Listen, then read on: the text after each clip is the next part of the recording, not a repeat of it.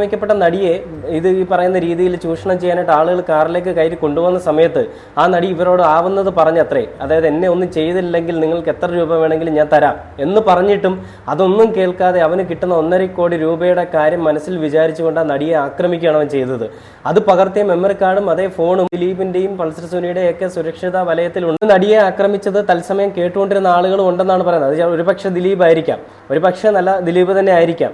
ദിലീപ് ആവരുതെന്ന് പലതവണയും പ്രാർത്ഥിച്ചിട്ടുണ്ട്. പക്ഷേ ദിലീപിന്റെ ഈ പറയുന്ന തന്തയില്ലായ്മയൊക്കെ ഇപ്പോൾ പുറത്തേക്ക് വരികയാണ്. പൾസർ സുനി അത്ര ദിവ്യനൊന്നും അല്ല, അല്ലെങ്കിൽ നല്ലവനൊന്നും അല്ല. പൾസർ സുനി ചെയ്ത കാര്യങ്ങൾ ഇപ്പോൾ അവനത് വന്നിട്ട് പറയുന്നത് അവന് കൊടുക്കാനുള്ള കാശ് കിട്ടാത്തതുകൊണ്ടാണ്. കാശ് കൊടുത്തിരുന്നെങ്കിൽ അവൻ ഒരു പക്ഷേ ഇതും പറയില്ലായിരുന്നു.